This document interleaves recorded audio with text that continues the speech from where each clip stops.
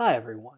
I'm here in chapter 1 of the course packet, and we're going to kick things off by learning a few basic terms associated with data sets and learning how to summarize variation for both categorical and numerical variables.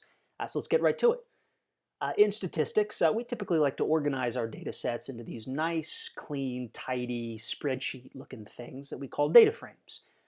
And we refer to the cases and the variables in the data frame. So here, each case is a row. In this situation, the cases are cars.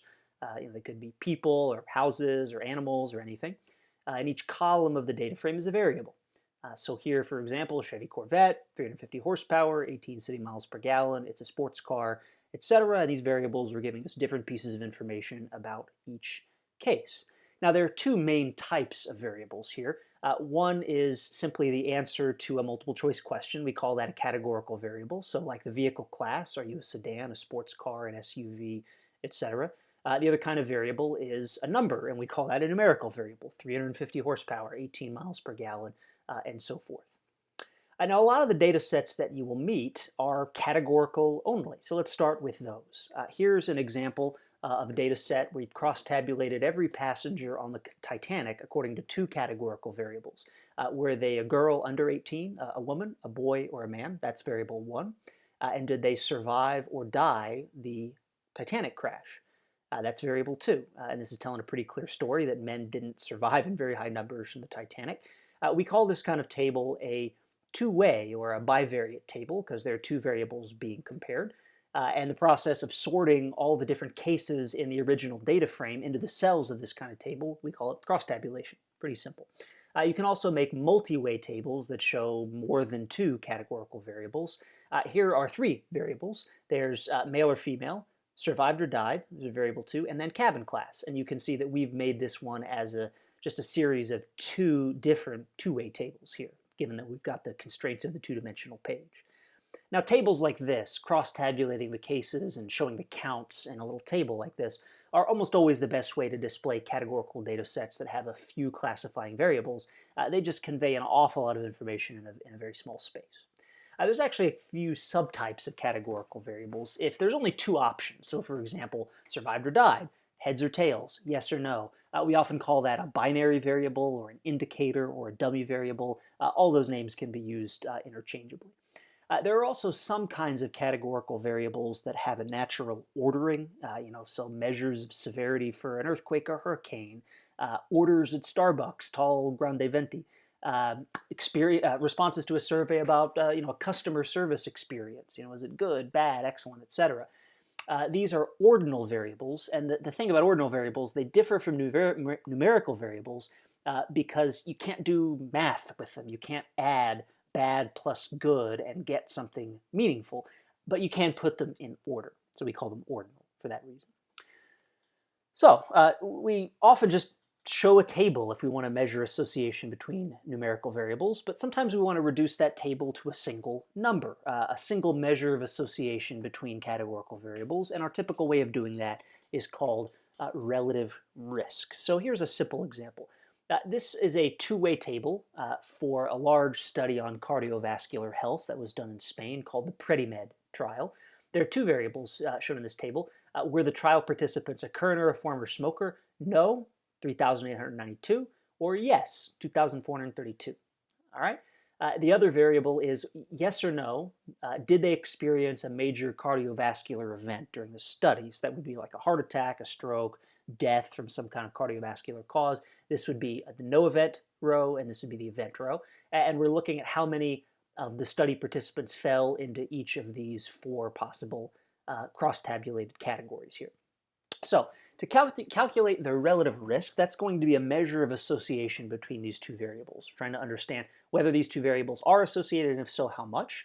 And the way we do that is we calculate the ratio of two absolute risks. So let's walk through this. First of all, let's look at the smokers. So there are 2,432 smokers, and of them, 138 experienced the cardiovascular event. So you would say the risk among smokers, just empirically, seems to be 5.7%. Among the non-smokers, of which there are 3,892, 114 of them experienced the event. And so among the non-smokers, that's 2.9%. All right, so that's two absolute risks there. Among smokers, the absolute risk looked to be about 5.7% of the event, and among non-smokers, 2.9%. And to calculate the relative risk, very simply, we just take the ratio of those two absolute risks. It'll be the risk for smokers in the numerator and the risk for non-smokers in the denominator. That's about the ratio of 6 to 3 right there. You do the math to two decimal places, and it's 1.94, which says that smokers were 1.4 times more likely, 1.94 times more likely than non-smokers to experience a cardiovascular event during this study period. If you want the general definition of relative risk, here it is. Let's suppose you've got some event of interest. In this case, the event would be like a disease. And you've got some exposure to some risk factor. In this case, it's smoking. In some other contexts, it might be a poor credit rating or driving while texting, whatever your risk factor is. You just calculate the risk of the event in the exposed group and divide it by the risk in the non-exposed group. That's the ratio of two absolute risks, and we call that the relative risk. So that's certainly not the end of the story for measuring variation and correlation among categorical variables, but it's certainly a good starting point. Let's move on to numerical variables now, and let's look at this histogram on page 13 of the course packet. Really two histograms. What we're looking at here are daily average temperatures across a period of about a decade for two cities, San Diego, California, here, and Rapid City, South Dakota, here. So, there's obviously a lot to tell about these two histograms. San Diego is warmer on average. It's got a higher center of the distribution than Rapid City does. It's about right here. But the other thing is that San Diego is also a lot less spread out. There's more variation, more dispersion in the distribution of temperatures in Rapid City. And that's really the main thing of interest here. So if you think about measuring the center of these two distributions, you've learned a lot of ways to do that going back to grade school. You could calculate the sample mean, just which we call y bar right here. There would be the median, which is just the halfway point, or the mode, the most common value. The point is there's a lot of different ways to measure the center of a distribution of data points here. And just as all those ways to measure the center have different properties and different use cases, it's also true that there are lots of different ways to measure how spread out a sample is. Probably the most common way to do it is something called the sample standard deviation. So let's walk through that very briefly. The way to calculate the sample standard deviation is actually first to calculate something called the sample variance, and that's pretty simple. You just take the sample mean and you add up all of the little errors between the data point and the sample mean. So I think of those as errors because imagine guessing on every day what the temperature was going to be by using the historical average. So, it's February 12th in San Diego, we'll guess 63 degrees. It's June 11th in San Diego, we'll guess 63 degrees. Whatever day it is, you're guessing y bar, the sample mean, and these are the errors you make. So to calculate the sample variance, we take all those little errors, we square them, we add them up, and we divide by n minus 1.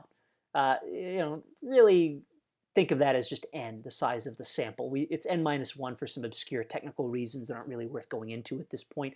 But think of this as the average squared deviation from the sample mean of a data point. All right, now, and the reason we square them, of course, is so that the positives and the negatives don't cancel each other out in this sum. Now, the sample variance is nice, but it's inconvenient in the sense that it's measured in the squared units of whatever the original variable is. So squared degrees Fahrenheit is pretty weird for most humans to think about.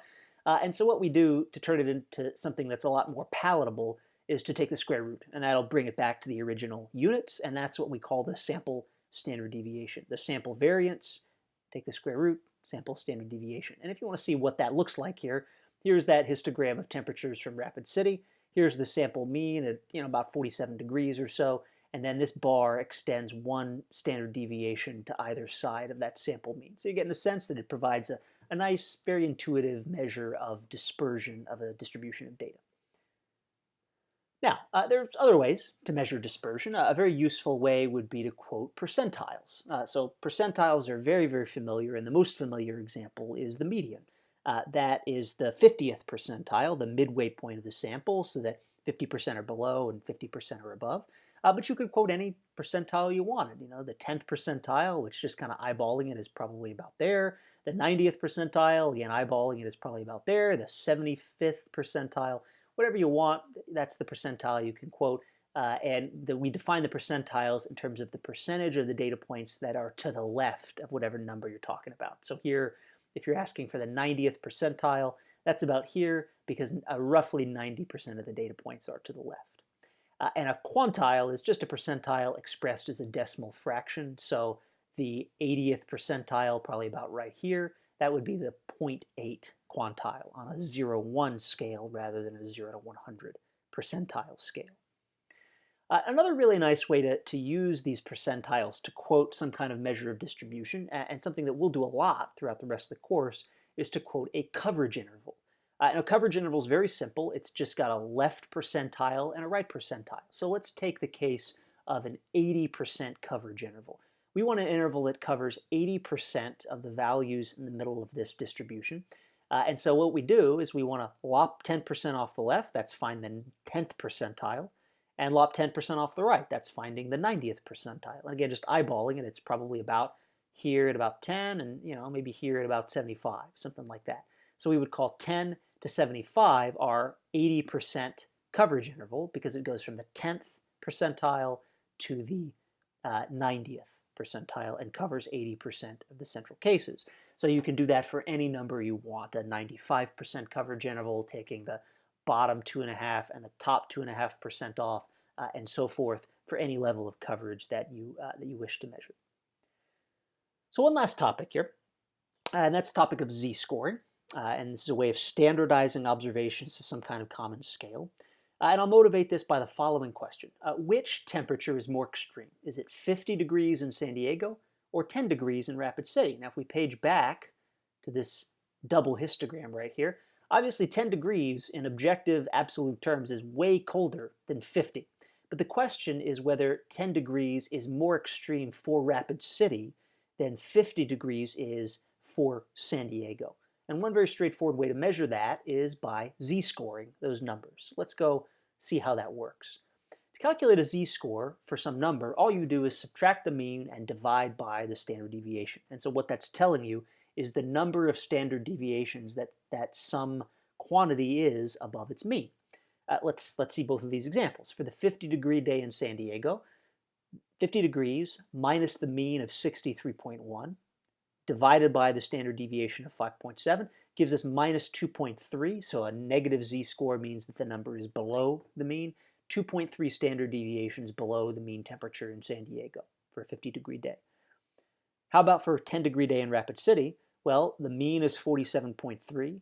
The standard deviation is 20.1, nearly 4 times as high as the standard deviation in San Diego. And that z-score is minus 1.9, or about 1.9 standard deviations below the mean. So it turns out that a 10-degree day in Rapid City is actually less extreme in relative terms, relative to its own distribution, than a 50-degree day is in San Diego, which makes me never want to move to Rapid City. Now, this example kind of drives home what the point of z-scoring is. The idea is to be able to compare numbers that come from different distributions, that have different means, different standard deviations, different statistical properties altogether. It's going to tell you how extreme some number is relative to other numbers from that same distribution. And if you want a reference here to try to interpret a z-score, a useful reference is the normal distribution, which has the property that about 68% of the observations fall within plus or minus 1 z equals 1 standard deviation of the mean, and about 95% fall within plus or minus z equals 2 standard deviations of the mean.